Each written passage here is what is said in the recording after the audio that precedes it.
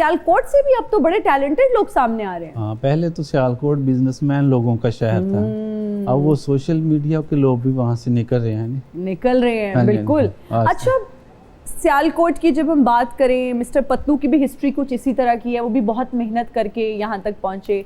आप भी sports gloves सिलाई करते थे प्रोबेबली, यही? जी जी। मैं भी सोच रही हूँ कि कोई सिलाई मशीन खरीद लूँ। फिर उसके बाद आप बहुत ज्यादा वायरल होंगे। ये सोचा था कभी कि आप जब ग्लव्स सिलाई करते थे कितने वायरल हो जाएंगे, इतने मकबूल हो जाएंगे, लोगों को आपका कंटेंट इतना पसंद आएगा? नहीं, लेकिन मैंने ये कभी सोचा भी नहीं था और चाहा भी नहीं था कभी। अच्छा। हाँ, क्योंकि मैं पहले जो मेरी ज़िंदगी थी वो अकेला अकेला रहना, तन्हा रहना और बच्चों की जिम्मेदारी थी, शायद कुछ इस वजह से इस तरह का मजाज बन गया था अपने काम से काम रखना। अच्छा। लेकिन जब सोशल मीडिया पे हम आए थे तो मैंने जब अपना कंटेंट बनाना शुरू किया तो तब मुझे लगता था कि हम वायरल होंगे, क्योंकि अपना कंटेंट मुझे खुद बड़ा अच्छा लगता था। तो उससे मुझे आइडिया था कि हम वायरल होंगे।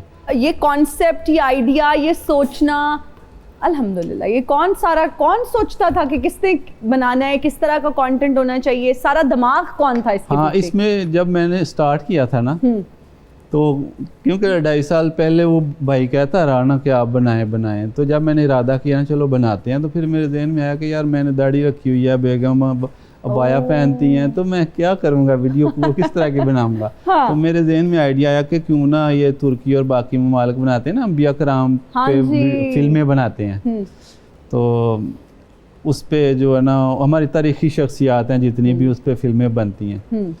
तो मेरे जहन में आया कि ना हम छोटे पैमाने पे छोटी फिल्में बनाएं, शॉर्ट्स वीडियो बनाएं कि एक इस्लामिक फैमिली है और उनके बच्चे हैं और घर में उनकी ज़िंदगी कैसे गुजरती है, रोज़ाना की रूटीन। तो उस पे फिर मेरे जहन में आइडिया आया कि चलो छोटी छोटी फिल्में बनाते हैं। बेगम कुछ कहती है, कभी शोहर कुछ कहता है, कभी बच्चे कुछ कहते हैं। तो जब ये वाला कंटेंट बनाया तो ये फिर लोगों को अच्छा लगा। तो ये दुआ की जो डबिंग होती है क्या कौन करता है? स्टार्ट में इसकी वॉइस ओवर। हाँ, स्टार्ट में, क्योंकि जब ये इसको हमने वीडियो में लिया था, ये तकरीबन 1.25 या 1.5 साल की थी जी।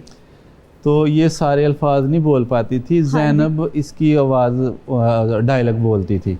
अच्छा। तो फिर उसको हम डबिंग करते थे।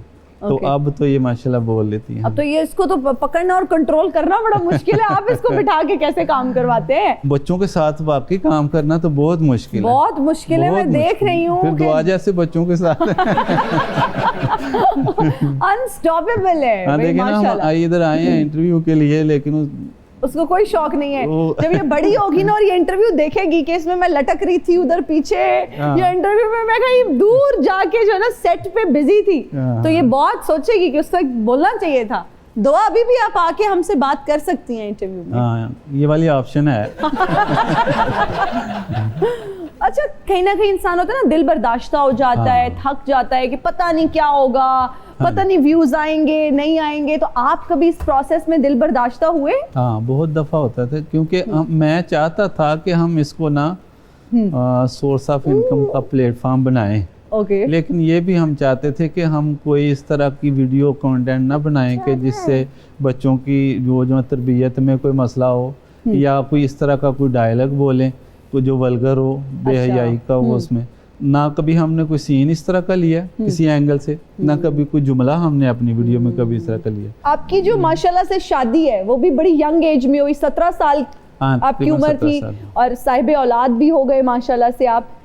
मुश्किलात कितनी देखी इस सारे प्रोसेस में? क्योंकि शादी के बाद एक नई जिंदगी शुरू होती है, फिर जब बच्चे होते हैं उनकी ज़रूरियात भी बढ़ जाती हैं। तो कभी एक्सपेक्ट किया था कि इतना सक्सेसफुल हो जाऊंगा इंशाल्लाह एक दिन और इतनी खुशहाली आ जाएगी? हाँ, नहीं, कभी भी नहीं। लेकिन जब वालिद साहब घर का निज़ाम चलाते थे ना, हमारी शादी से पहले जब हम छोटे थे, दुआ से मैं थोड़ा बड़ा था, तो उस वक्त तो बड़े माड़े हालात थे। हम गांव में रहते थे। अच्छा। तो बड़ियाना के करीब है एक गांव है भरोके। अच्छा। वहाँ हम रहते थे। तो हमारा कच्चा मकान था, सिर्फ मेरा ख्याल है हमारा ही था जो मट्टी से अभी बना हुआ था। अच्छा। तो फिर वहाँ से वाला साहब हमें सियालकोट ले गए। लेकिन जब हमने कंटेंट बनाना शुरू किया, मैं खुद जॉब कर रहा था, शादीशुदा था, बच्चे थे मेरे माशाल्लाह, 5 बेटियाँ और 2 बेटे हैं। अच्छा। और बड़ी जो 3 बेटियाँ वो मुअल्लिम है। ओके, आपने हमें आपकी दुआ और ज़ैनब का ही पता है, ये और सारे बच्चों कंटेंट में जो और यही आते मोहम्मद हैं। का पता है। हाँ जी, हाँ जी। नहीं, आप इधर ही बैठेंगी आज। हाँ, तो तब ये था कि जब मैं जॉब कर रहा था तब बेहतर हालात थे पहले, वो वाला साहब के ज़माने से अच्छा। बेहतर थे। लेकिन अब जो माशाल्लाह हालात हैं, अल्लाह ताला का शुक्र है। शुक्र है। कितने बच्चे हैं माशाल्लाह आपके? मेरी 5 बेटियां 5 और बेटियां। 2 बेटे हैं। आपकी शादी आपकी मामू की बेटी से हुई? आपको कैसे पता चला है? हाय, मुझे सब पता है। यार, खबरें किन्हें तो लिखी थी? फुप्पो के बेटे से तो शादी तब होती है सजा के तौर पे होती है कि मैट्रिक में अगर तुम फेल हो गई ना, तुम्हारी शादी फुप्पो के घर कर देंगे, फुप्पो के बेटे से। हाँ। कोई ऐसा माजरा तो नहीं है? नहीं, कोई ऐसी बात नहीं थी, क्योंकि रिश्तेदारी थी। तो वो बहन भाई की ना बड़ी ख्वाहिश थी, अम्मी की और मामू की, कि जो है ना हम आपस में जो है ना वो कुड़म बन जाए और रिश्तेदारी और गहरी हो जाए। वाह। तो इस वजह से बस ये रिश्ता हो गया माशाल्लाह। ओके, जब नहीं आपको नहीं छोड़ना, ऐसे थोड़ी आज आप हमारे शो में आई हैं, आप तो बात ही नहीं कर रही। कटिंग किसने की है? पापा ने, और किसने की है? अच्छा, तो सबके घर में कटिंग पापा करते हैं? और पापा ज्यादा पसंद है या मामा? वैसे बड़ा ही कंट्रोवर्शियल सवाल पूछ लिया बच्चे से। मैं पापा के सामने कह दिए। अच्छा चलो आप खेलो, ठीक है? ओके। आपकी बेगम का कितना इंपॉर्टेंट रोल है इस सब में? उन्होंने कितना सपोर्ट किया इस सारे प्रोसेस में आपको? अब बेगम जो मेरी है ना वो मैट्रिक पास है। अच्छा। हाँ, लेकिन ना वो बहुत सादी सी हैं। अच्छा। तो इस वजह से ना उनके साथ काम करना बहुत मुश्किल है, ऐसे जैसे दुआ के साथ या बच्चों के साथ है ना, बस इतनी सादी हैं। अच्छा। तो उनको कोई कहना कि, क्योंकि हम जब कंटेंट बनाते हैं तो पहले मैं स्क्रिप्ट लिख लेता हूँ, बाद में हम उस पर रिकॉर्डिंग करते हैं बंद कमरे में जी, जहाँ शोर नहीं होता। तो फिर उसके बाद जो है ना हम वो एक्टिंग करते हैं, लिपसिंग करते हैं। हाँ जी, जी। रिएक्ट करते हैं।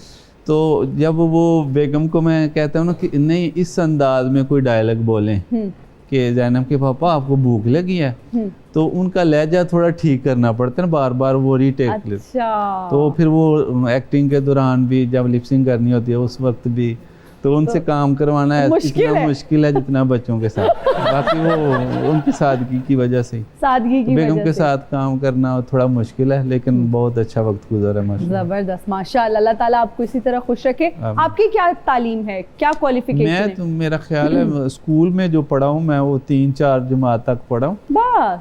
तो बाकी मैं मदरसा में पढ़ा हूँ। नई नई शादी होती है ना, तो घर में शवारमा लेके जाना, बर्गर लेकर जाना नई नवेली दुल्हन के लिए, मुझे लगता है जॉइंट फैमिली सिस्टम में ना इतना मुश्किल है जितना एटमी बॉम्ब जो बन रहा है ना उसका कोई राज चोरी करना। हाँ। तो आपने ये तजुर्बा कितनी बार किया? क्या कभी भाभी के लिए इस तरह